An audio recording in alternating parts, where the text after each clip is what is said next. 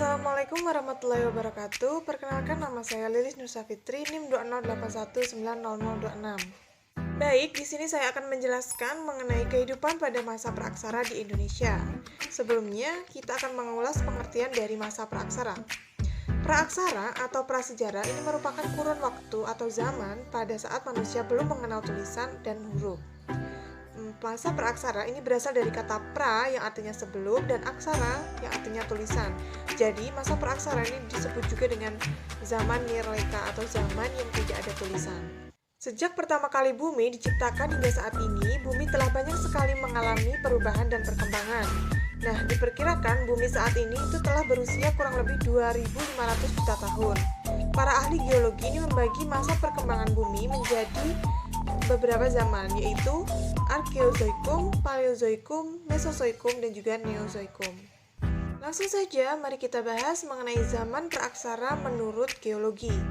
Yang pertama yaitu Arkeozoikum. Zaman Arkeozoikum ini adalah zaman tertua yang berlangsung sekitar 2.500 juta tahun yang lalu. Pada masa itu, bumi dalam proses pembentukan, dan permukaan bumi masih sangat panas sehingga belum terdapat makhluk hidup yang tinggal di bumi. Yang kedua yaitu zaman Paleozoikum, disebut juga sebagai zaman primer, di mana berlangsung sekitar 340 juta tahun yang lalu. Zaman ini ditandai dengan terjadinya penurunan suhu yang amat drastis di bumi dan bumi menjadi dingin. Pada masa inilah makhluk hidup pertama kali diperkirakan muncul, yaitu makhluk bersel satu dan tidak bertulang belakang seperti bakteri serta sejenis amfibi dan cacing.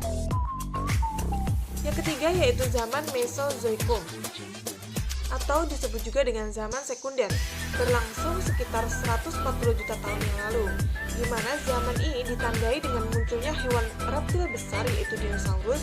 Nah, oleh karena itu zaman ini disebut juga dengan zaman reptil. Dan yang terakhir yaitu zaman Neozoikum.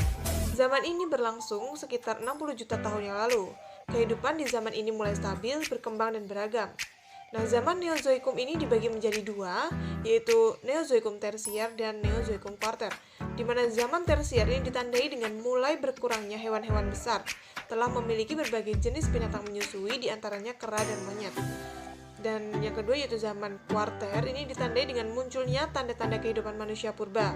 Nah, zaman kuarter ini dibagi menjadi dua lagi, yaitu zaman Pleistocene atau Diluvium dan juga zaman Holocene atau Alluvium. Zaman Pleistocene atau Diluvium ini disebut juga dengan zaman es atau glasial, di mana masa ini ditandai mulai mencairnya es di kutub utara karena perubahan iklim, berlangsung sekitar 600.000 tahun yang lalu. Pada masa inilah kehidupan manusia mulai ada. Dan yang kedua yaitu zaman Holocene atau Alluvium, di mana masa ini ditandai dengan munculnya Homo sapiens yang merupakan nenek moyang manusia modern saat ini. Nah, masa Holocene ini berlangsung sekitar 20.000 juta tahun yang lalu. Selanjutnya yaitu jenis manusia purba yang ditemukan di Indonesia, yaitu ada tiga. Yang pertama Meganthropus paleojavanicus, yang kedua Pithecanthropus, dan juga yang ketiga adalah jenis Homo. Meganthropus paleojavanicus artinya manusia purba yang besar dan tertua di Jawa. Manusia purba ini memiliki ciri tubuh yang kekar, diperkirakan sebagai manusia purba yang paling tua di antara manusia purba yang lainnya. Meganthropus paleojavanicus ini ditemukan di Sangiran, Surakarta oleh von Koenigswald pada tahun 1936 dan 1941. Adapun ciri-ciri dari Meganthropus paleojavanicus, yang pertama yaitu memiliki tubuh yang lebih besar dan tegak, gerahamnya menyerupai geraham manusia dan kera. Yang ketiga yaitu tulang rahang bawah ini lebih besar dan kuat, tidak memiliki dagu, tulang keningnya menonjol, dan makanannya adalah tumbuh-tumbuhan. Kedua yaitu jenis Pithecanthropus. Nah, jenis Pithecanthropus ini ada tiga. Yang pertama yaitu Pithecanthropus mojokertensis yang ditemukan oleh von Koenigswald pada tahun 1936 di Perning, yang memiliki ciri tubuhnya tegap, gerahamnya besar tapi gigi depannya kecil, kemudian mukanya menonjol, volume otaknya di antara 650 cc sampai 1000 cc. Kemudian makanannya ini berasal dari makanan yang kasar. Jenis Pithecanthropus yang kedua yaitu Pithecanthropus erectus, artinya manusia kera yang berjalan tegak. Nah, fosil manusia purba ini ditemukan oleh ahli purbakala Belanda yaitu Eugene Dubois. Fosil Pithecanthropus erectus pertama kali ditemukan pada tahun 1890 sampai dengan 1892 di tepi Sungai Bengawan Solo, tepatnya di Desa Trinil. Adapun ciri-ciri Pithecanthropus erectus ini yang pertama, tingginya kurang lebih 165 cm, kemudian tulang keningnya ini sangat menonjol, memiliki geraham yang sangat kuat dan lebih besar daripada geraham manusia, kemudian tulang pahanya ini digunakan untuk berjalan tegak dan volume otaknya sekitar 900 cc. Pithecanthropus yang ketiga yaitu Pithecanthropus soloensis. Pithecanthropus soloensis ini artinya manusia kera dari Solo, di mana fosilnya ini ditemukan di Ngandong, tepian Bengawan Solo pada tahun 1931 oleh von Koenigswald dan Opernord. Di mana ciri-cirinya, yang pertama tengkoraknya ini berbentuk lonjong, tulang keningnya menonjol, kemudian rongga mata itu lebih panjang dari Pithecanthropus lainnya, kemudian memiliki tinggi antara 165 hingga 180 cm dan volume otaknya sekitar 1000 sampai dengan 1300 cc. Jenis yang ketiga yaitu jenis Homo yang dibagi menjadi dua yaitu Homo erectus dan juga Homo sapien. Homo erectus ini artinya manusia yang berjalan tegak, di mana fosilnya ini ditemukan oleh von Koenigswald dan juga Weidenreich di Lembah Bengawan Solo yaitu di Ngandong, Sambung Macan, dan Ngawi pada tahun 1931 sampai dengan 1934. Yang kedua yaitu Homo sapien yang artinya manusia yang cerdas. Manusia ini diperkirakan hidup antara 25.000 sampai dengan 40.000 tahun yang lalu. Homo sapien ini sudah berjalan dengan tegak dan sempurna, di mana fosilnya ini ditemukan oleh van Richthofen pada tahun 1889. Fosil yang ditemukan ini berupa tengkorak, rahang bawah, dan ruas leher. Adapun ciri-ciri Homo sapien yaitu keningnya tidak menonjol, memiliki dagu, tinggi di antara 130 sampai dengan 210 cm, berat badan antara 30 sampai dengan 150 kg, dan juga volume otak sekitar 1350 sampai dengan 1450 cc. Selanjutnya yaitu perkembangan kehidupan manusia purba. Yang pertama yaitu masa berburu dan meramu tingkat awal.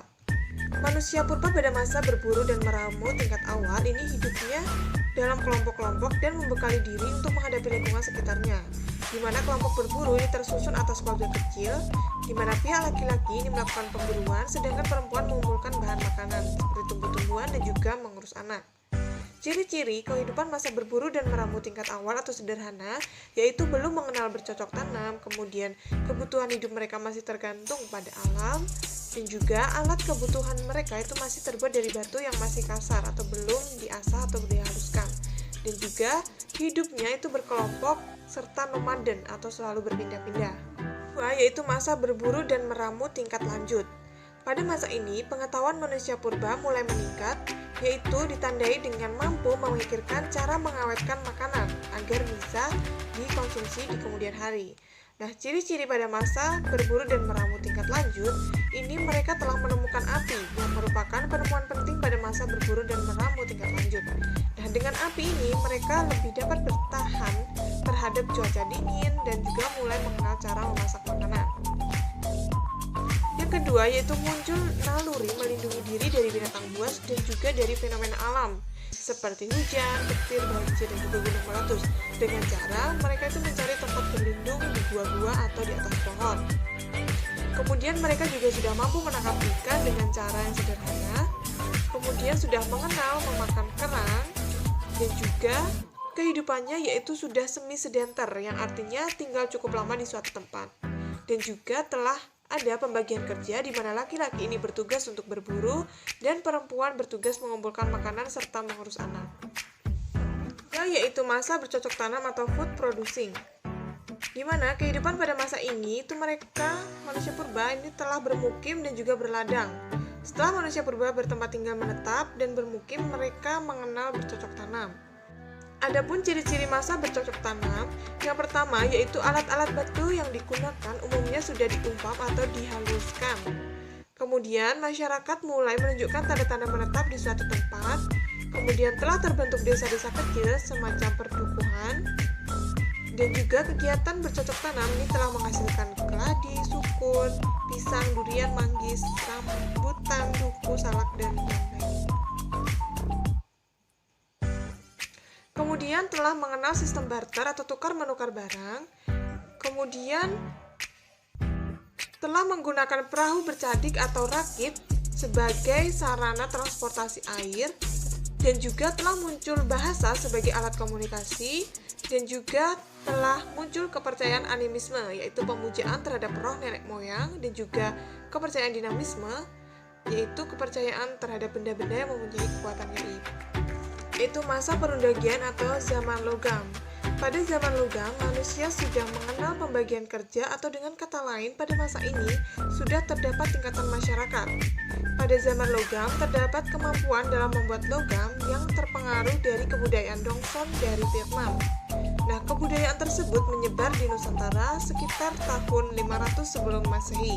Budaya yang tersebar yaitu cara pembuatan logam yang dibagi menjadi dua, yaitu teknik bivalve dan juga teknik cair perdi. Dasar mengenai zaman praaksara di Indonesia. Atas banyaknya kekurangan saya mohon maaf. Semoga bermanfaat. Terima kasih. Wassalamualaikum warahmatullahi wabarakatuh.